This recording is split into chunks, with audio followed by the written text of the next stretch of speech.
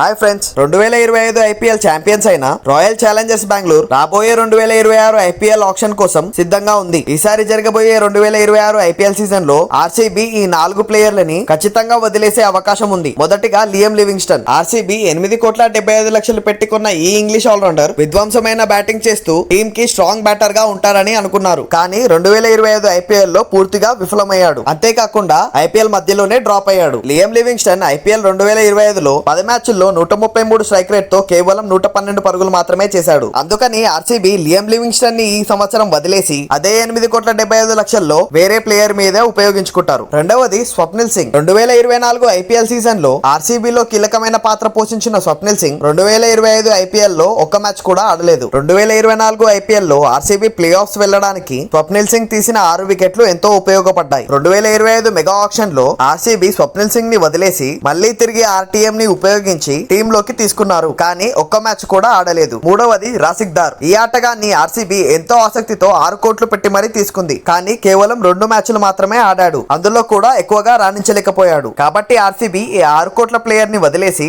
Auction purse విలువని పెంచుకొని ఆ 6 కోట్లతో ఇంకో ప్లేయర్ ని తీసుకునే అవకాశం ఉంది. నాలుగవది యష్ దయాల్. 2024 ఐపీఎల్ సీజన్ లో ఆర్సీబీకి యష్ దయాల్ ఒక ముఖ్యమైన బౌలర్ గా తన కర్తవ్యాన్ని నిర్వహించాడు. కానీ 2025లో ఎక్కువగా రాణించలేదు. యష్ దయాల్ 15 మ్యాచ్ల్లో ఓవర్ కి 10 కన్నా ఎక్కువ పరుగులు ఇస్తూ కేవలం 13 వికెట్లు మాత్రమే తీసుకున్నాడు. కాబట్టి ఆర్సీబీ ఈ సంవత్సరం యష్ దయాల్ ని వదిలేసి ఓవర్ లో తక్కువ పరుగులు ఇచ్చే ఒక ముఖ్యమైన ఫాస్ట్ బౌలర్ ని తీసుకునే అవకాశం ఉంది. మీరు గనక ఆర్సీబీ ఫ్యాన్స్ అయినట్లయితే ఆర్సీబీ అని కామెంట్ పెట్టండి. ఇలాంటి మరెన్నో క్రికెట్ వీడియోస్ కోసం మన తెలుగు క్రికెట్ అనలిస్ట్ ఛానల్ ని సబ్స్క్రైబ్ చేసుకోండి.